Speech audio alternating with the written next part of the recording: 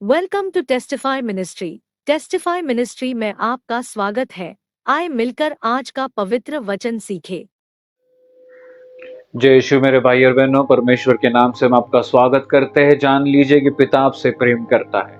इस समय अपने ध्यान को स्क्रीन की ओर लगाते हुए यूहन्ना अध्याय 14 पद संख्या 23 पढ़ेंगे। ईसा ने उसे उत्तर दिया, यदि कोई मुझे प्यार करेगा तो वह मेरी शिक्षा पर चलेगा।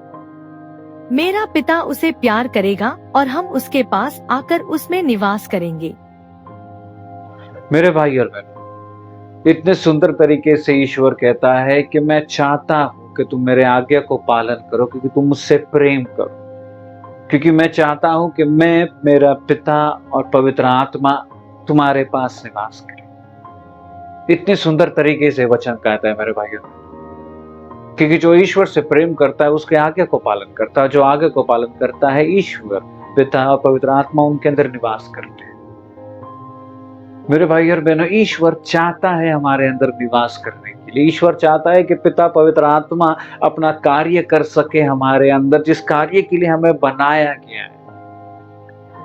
मेरे भाई और बहनों, हमें बनाया गया है एक कार्य के लिए।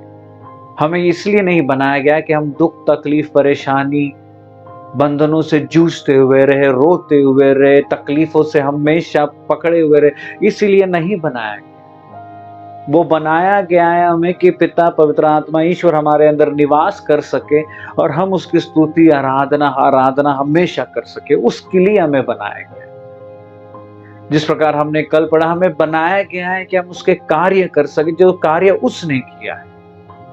हमें चुना गया है कि हम पिता को लेकर हर जगह बांट सके, जिस प्रकार ईश्वर ने बांटा। मेरे भाई और बहनों, वो कितने सुंदर तरीके से कहता है, जो मुझसे प्रेम करता है मेरे आज्ञा को पालन करे। कठिनाई होती है आज्ञा पालन करने में, क्योंकि बहुत सारा चीज करना पड़ता है एक आज्ञा को पालन करने के लिए।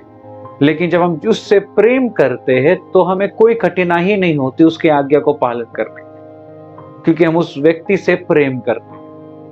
मेरे भाई और बहनों, जब हम ईश्वर से पूर्ण हृदय से प्रेम करने लगेंगे, उसके आज्ञा को अच्छे से पालन कर पाएंगे। हमने अभी तक उससे प्रेम किया ही नहीं है, इसलिए आज्ञा पालन करने में कठिनाई, तकलीफें होता है, परेशानी होती है। मेरे भाई और बहनों, एक चीज जान लीजिए, आपको बनाया गया है किसी और कार्य के लिए और कुछ और कार्य हम करते रहते हैं। हमें बनाया गया है पूर्ण जीवन जीने के लिए। आगे का वचन जब हम पढ़ेंगे, उसमें ईश्वर कहता है, मैं तुम्हें शांति प्रदान करता हूं। वो शांति नहीं जो ये संसार देता है। हमारा जीवन शांति भरा, आनंद भरा, खुशी भरा, वो जीवन परमेश्वर चाहता है। इस समय अपने ध्यान को स्क्रीन की ओर लगाते हुए अपने हृदय में परमेश्वर को प्रेम करने के लिए वो आशीष मांगे।